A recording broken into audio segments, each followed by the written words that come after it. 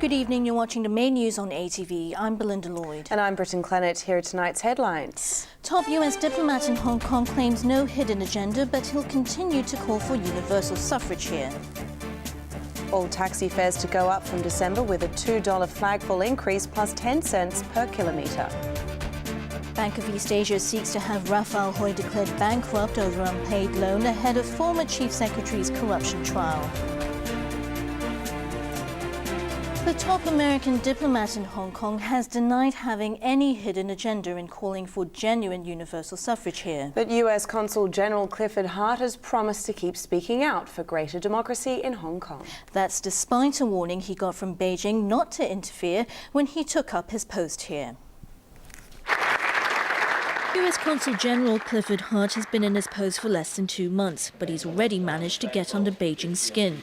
He was warned by a top mainland official based in Hong Kong last month to steer clear of the controversial debate over the SAR's constitutional development after he suggested that pan-democrats should be allowed to run for chief executive. Despite Beijing's accusations of Western powers meddling in Hong Kong's political affairs, a defiant Hart made it clear today that he won't be silenced. U.S. policy is very clear-cut on these issues. There's no mystery to it. There's no hidden agenda whatsoever. We seek a continued democratic development of Hong Kong. Like other countries around the world, we reserve our option to comment on things that we consider important, either because they immediately impact our direct U.S. national interests or because they touch on core U.S. values of the United States. We have no hesitation to do that. We always have globally. We will continue to do so. In his first public speech since taking up the post, Washington's top diplomat in Hong Kong expressed support for greater democracy in the SAR. The United States has repeatedly made clear that it supports Hong Kong's progress toward genuine universal suffrage, as laid out in the Basic Law and the National People's Congress's 2007 decision. This U.S. policy is unchanged. We believe that an open society with the highest possible degree of autonomy and governed by the rule of law is essential to maintaining Hong Kong's stability and prosperity. Hart stressed that the U.S. had no preconceived formula on how Hong Kong should achieve this goal.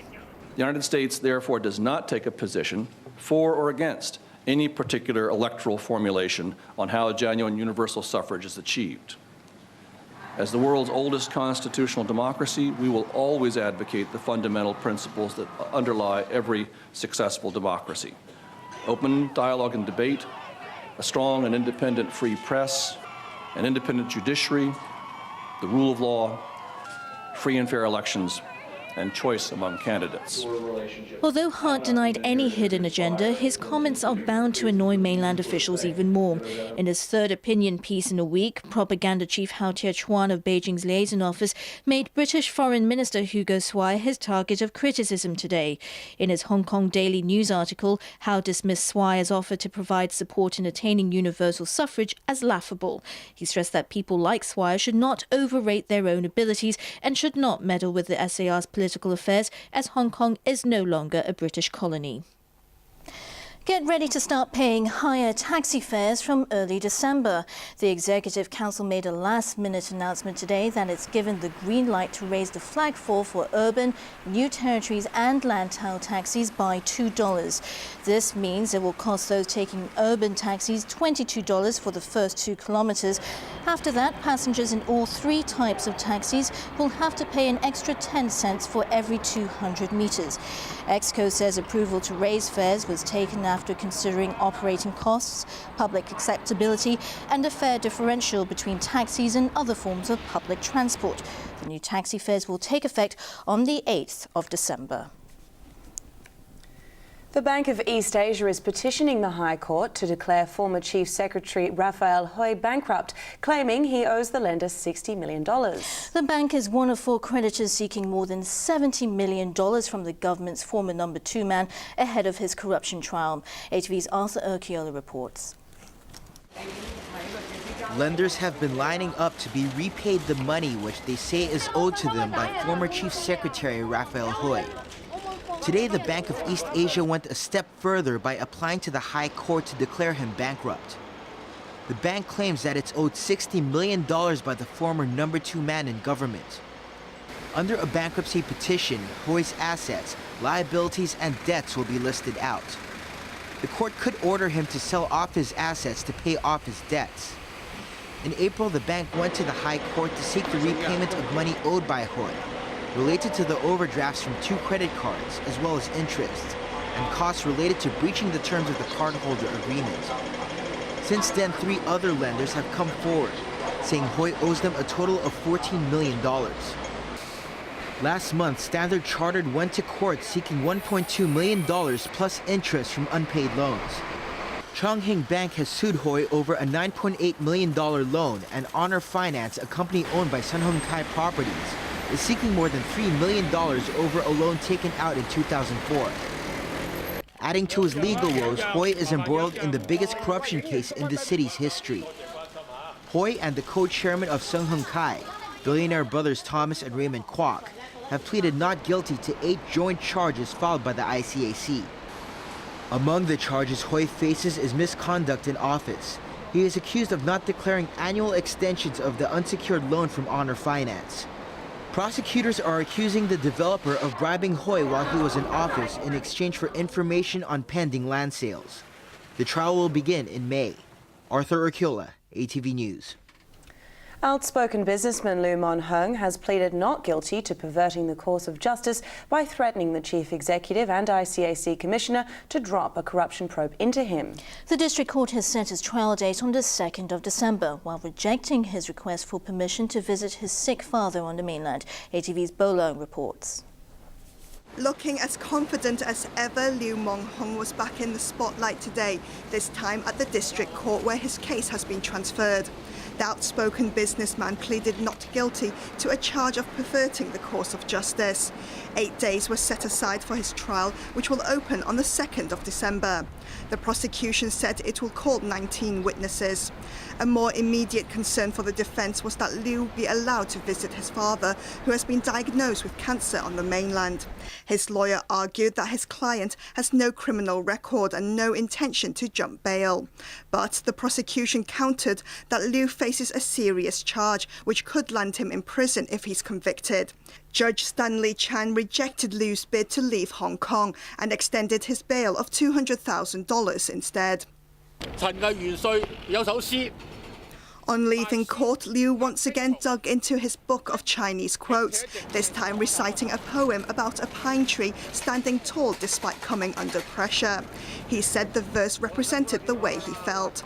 The ICAC has accused Liu of sending threatening emails to Chief Executive Leung Cheng-ying and Simon Pei, the head of the anti-graft body. The messages were allegedly sent after the ICAC launched an investigation into Pearl Oriental Oil. Liu was its former deputy chairman and executive director. He is accused of trying to intimidate Leung Cheng-ying and Simon Pei by threatening to expose his past dealings and association with the chief executive if the ICAC chief and his boss did not stop the probe involving him. The messages were allegedly sent on the 9th and 10th of January. Liu was arrested on the 8th of January by the ICAC as part of the probe into his energy company. Once a local delegate to China's top political advisory body, Liu was a staunch supporter when Leung was running for chief executive. But they had a fallout that Liu claimed was due to Leung's failure to honour his promises and reward him politically for his support. Matters came to a head when Liu, in a magazine interview, accused the chief executive of lying about the illegal structures at his luxury peak home. Bolong, ATV News. There are conflicting reports over when restrictions on taking infant milk formula across the border will be lifted. The official Xinhua news agency says the curbs will end after National Day next week, but this has been denied by Health Chief Ko Wing-man, who says the government will assess the situation before deciding. Travellers crossing the border are only allowed to take 2 tins or 1.8 kilos of baby milk powder, a draconian measure imposed on the 1st of March to tackle an acute shortage in Hong Kong. The problem was blamed on parallel traders who bought infant formula in bulk here to sell at a hefty profit on the mainland where the product is in high demand. Local parents scrambling for supplies were delighted, as were passengers fed up of congestion caused by traders at stations like Shengshui. But mainlanders condemned the restriction, with some senior officials complaining of discrimination and overreaction. State media today said the controversial curbs will be scrapped soon. An article on the website of the official Xinhua news agency claimed the ban will be scrapped after the National Day holiday that starts on the 1st of October, following an assessment of the supply situation by the Hong Kong government. But Food and Health Secretary Ko Wing-man denied that it's a done deal. He told a radio phone-in show that a consultancy firm will first carry out stress tests next week, when an influx of mainland tourists is expected during the Golden Week holiday. The aim is to see whether there'll be enough supplies of infant formula for locals at a time when visiting mainlanders may exercise their right to return home with 2 tins each. The data will be analysed, but Ko warned that the results will not be available immediately. He stressed there's no timetable to scrap the curbs, and any changes must be approved by lawmakers first. The General Chamber of Pharmacy echoed his views. Chamber Chairman Lau Kwok, who's also on a government panel formed in July to review the city's infant formula supply, revealed that assessment started in the middle of this month and will continue until mid-October. The panel will submit a report based on the findings to the government, which will then decide whether it's time to remove the restrictions. But Lau admitted it's unlikely that the curbs will be lifted before early November, when the panel meets again. He also gave an assurance there'll be enough supplies for local babies even if the ban ends. For example, Lau said 95 pharmacies that belong to the chamber are ready to provide milk powder to parents under a voucher system, while the city's 7 distributors have pledged to reserve a total of 1.65 million cans for Hong Kong residents each month. But some parents are far from convinced. This mother said she once searched for days before finding a tin of milk powder for her child, and she can't imagine the consequences if the curbs are lifted. And this woman fears pharmacies will hoard supplies for bulk buyers to reap bigger profits once parallel traders are back in business. Chief Executive Leung Chun-ying has rejected suggestions that Hong Kong replace its currency with the yuan. The suggestion was raised by a mainland financial scholar who warned that Shanghai's free trade zone could threaten Hong Kong's role as an offshore yuan trading centre. For years, the government has been touting Hong Kong as China's international financial hub.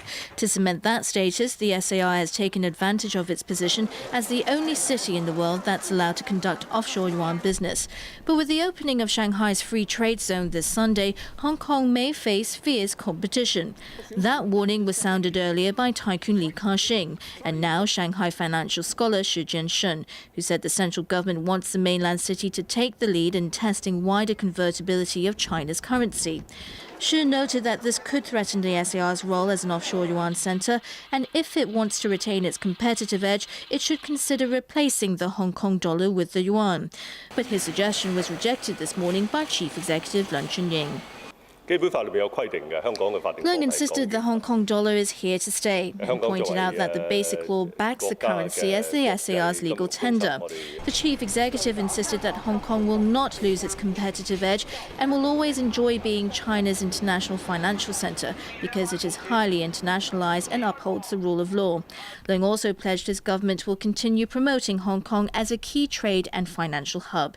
He will lead a 90-strong delegation to Chongqing on Thursday to boost economic ties between the two sides. More trips are on Leung's agenda, with a visit to Guangxi planned in November and Fujian in January. And still to come on ATV's main news tonight, Environment Minister urges owners to retire old commercial diesel vehicles early using higher subsidies. And Kenyan security forces comb through mall attacked by militants as 4-day drama appears to be ending.